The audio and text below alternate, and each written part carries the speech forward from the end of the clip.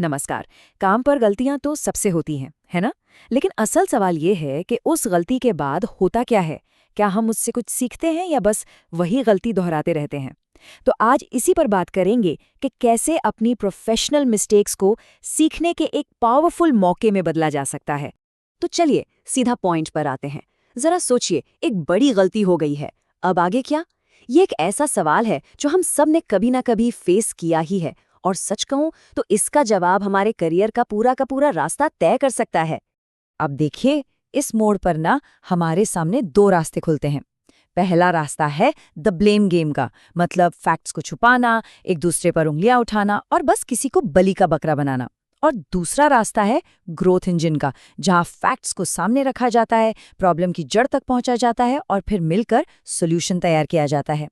तो जाहिर सी बात है, हमें तो ग्रोथ इंजन वाला रास्ता ही चुनना है ना? लेकिन इसके लिए एक प्रॉपर सिस्टमैटिक अप्रोच की जरूरत पड़ती है। और यहाँ मकसद ये समझना है कि क्या हुआ, ना कि ये ढूंढना कि किसकी गलती थी। इस प्रोसेस का एक बहुत ही इम्पॉर्टेंट हिस्सा है जिसे कहते हैं पोस्टमार्टम एनालिसिस। अब ये नाम सुनने में थोड़ा ड्रामेटिक लग सकता है, पर इसका मतलब बहुत सिंपल है।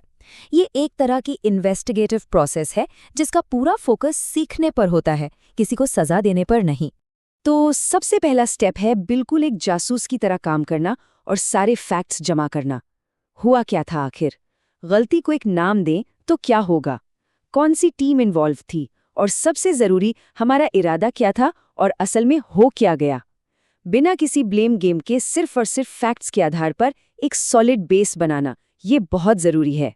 ओके, तो एक बार जब ये साफ हो गया कि क्या हुआ, तो अब वक्त है ये पता लगाने का कि ये क्यों हुआ। और यहीं से असली डिटेक्टिव वर्क शुरू होता है, उस छिपे हुए सच को बाहर लाने का काम।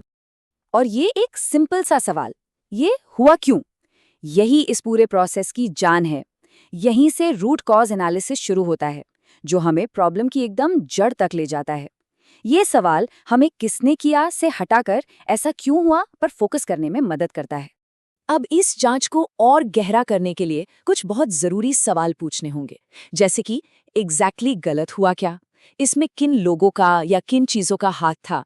क्या ये किसी प्रोसेस की कमी थी, इन्फॉर्मेशन की कमी थी, या फिर जजमेंट की गलती थी? और सबसे बड़ा सवाल, क्या इसे रोका जा सकता था?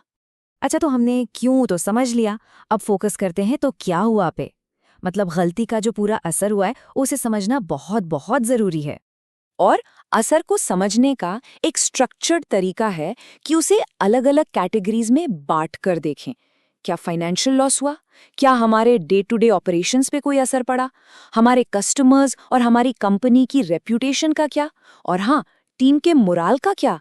ये अक्सर हम भूल जाते हैं। और यहीं पर ना एक बहुत इंटरेस्टिंग बात सामने आती है। अक्सर सबसे बड़ा नुकसान उन चीजों में होता है जिन्हें हम पैसों में नहीं गिन सकते, जैसे कि टीम का मोराल या कंपनी की रेप्यूटेशन। सच तो यह है कि इनका असर किसी भी फाइनेंशियल लॉस से कहीं ज्यादा गहरा और लंबे समय तक रह सकता है। और हाँ, कभी-कभी नुकसान का एक बहुत बड़ा ठोस आंकड़ा भी होता है, जैसे इस केस में $1.2 मिलियन। ये सिर्फ एक नंबर नहीं है, ये एक वेकअप कॉल है जो हमें प्रॉब्लम की सीरियसनेस का एहसास कराता है और हमें मजबूर करता है कि हम तुरंत कोई सोल्यूशन निकालें। देखिए, नुकसान का ये जो असेसमेंट है, ये हमें डराने के लिए नहीं है, बल्कि हमें एक्शन लेने के लिए मोटिवेट करने के लिए है। तो अब वक्त है नेगेटिव से निकलकर पॉजिटिव और कंस्ट्रक्टिव फेज में जाने का। तो अब करना क्या है? हमें बनाना है एक सॉलिड एक्शन प्लान। इसमें क्या क्या होगा? इमीडिएट करेक्टिव एक्शंस तो होंगे ही, साथ ही हमारे एसओपीज और ट्रेनिंग को अपडेट करना होगा, और फ्यूचर में ऐसी गलतियों से बचने के लिए एक अर्ली वार्निंग सिस्टम भी बनाना होगा। और हाँ, अकाउंटेबिलिटी सेट करना और रेगुलर ऑडिट्स करना भी उतना ही जरूरी है। और ये एक्शन प्लान टाइम के साथ कैसे दिखेगा, उसे कुछ इस तरह से देख सकते हैं। अभी तुरंत करेक्टिव एक्शंस, 30 दिनों के अंदर प्रोसेस में बदलाव, और 90 दिनों में पहला रिव्यू और ऑडिट। ये पूरा रास्ता एकदम क्लियर और अचीवेबल लगता है ना? और अब आते हैं इस डिस्कशन के सबसे इंपॉर्टेंट हिस्से पर।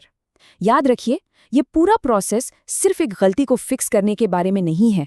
ये एक मौका है, एक अपॉर्चुनिटी है जिससे हमारी पूरी टीम और ज्यादा मजबूत बन सकती है। एक बात हमें हमेशा याद रखनी होगी, इस पूरी एक्सरसाइज का सबसे वैल्यूएबल आउटपुट कोई रिपोर्ट नहीं है जो बाद में फाइल में दब जाए। असली चीज है वो सबक जो हमने सीखा। तो इस सीख को पक्का कैसे किया जाए, इसके भी 3 सिंपल स्टेप्स हैं। पहला, सबक को आइडेंटिफाई करो कि लेसन है क्या। दूसरा, ये डॉक्यूमेंट करो कि ये सबक कैसे सीखा गया। और तीसरा, ये डिफाइन करो कि इसे आगे चलकर फ्यूचर डिसीजंस और स्ट्रैटेजीज में कैसे अप्लाई किया जाएगा।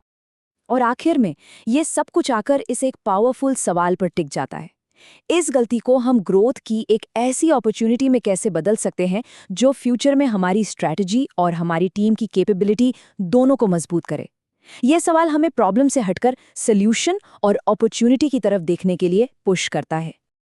तो आखिर में बस यही कहना है कि लक्ष्य ये नहीं है कि गलतियां हों ही ना, क्योंकि लेट्स बी ऑनेस्ट, ये तो इम्पॉसिबल है। असली लक्ष्य है उन गलतियों से सीखने की कला में माहिर बनना और हर बार पहले से बेहतर होना।